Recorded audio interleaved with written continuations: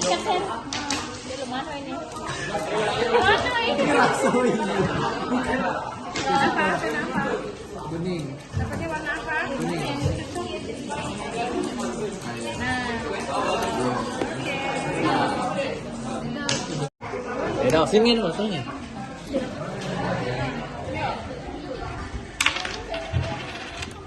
Dapatnya koin dan angkat nama.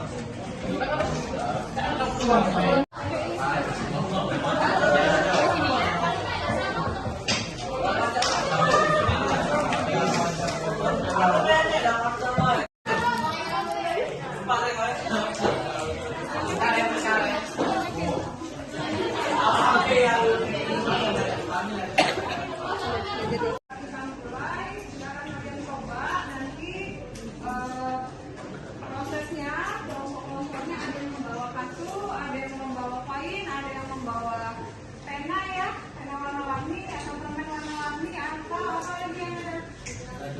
Aduh ya, silakan dimulai diskusinya. Didiskusikan, kemudian setelahnya kalian merancang soal.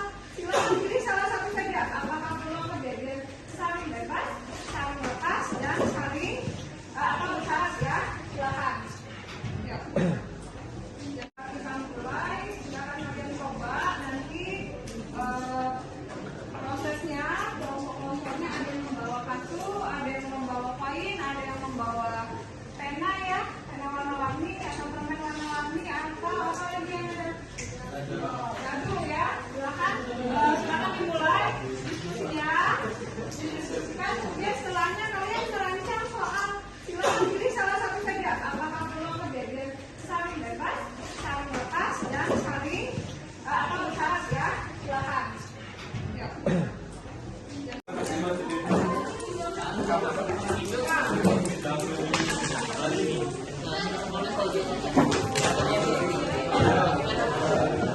Satu gambar, dua angka.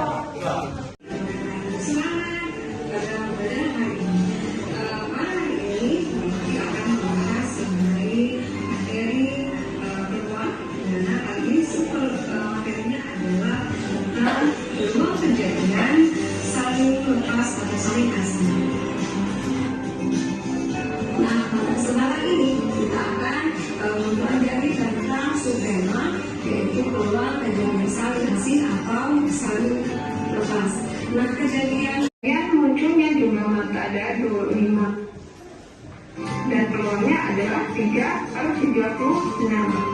Nah, kita perhatikan bahwa anggota A dan anggota B itu tidak ada yang sama, sehingga untuk A irisan B itu adalah himpunan kosong, artinya tidak ada kejadian yang sama. Maka A dan B adalah kejadian yang saling lepas, sehingga peluang untuk A atau B adalah peluang A ditambah peluang kejadian B, hasilnya 4/36 ditambah 3/36 sama dengan 7/36. Jadi peluang munculnya jumlah mata dari 5 atau jumlah mata dari 10 adalah 7/36.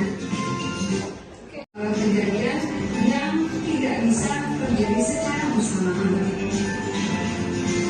Nah, ada yang paham. Sekarang nanti akan mencoba melempar dua debu ini, kemudian apa yang terjadi?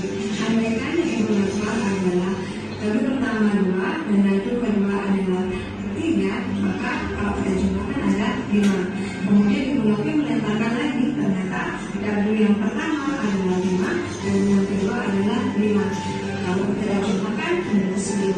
Nah, peristiwa ini bisa kita buat di masalah dan kita akan hitung apakah kejadian ini merupakan kejadian saling hasil atau saling lepas.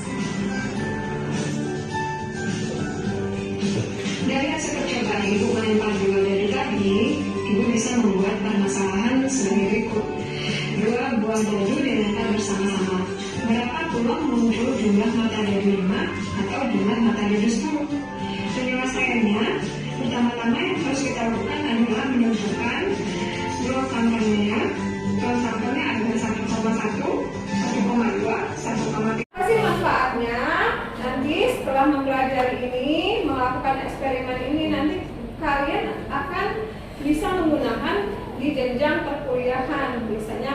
menghitung peluang hipotesis ketika kalian akan melakukan percobaan atau penelitian untuk menyusun skripsi ya, ataupun nanti ketika kalian bekerja di statistik misalnya ya, atau di bagian penelitian bioteknologi itu akan melakukan hipotesis atau penelitian atau percobaan dengan menggunakan peluang kemungkinan yang akan ditentukan ya.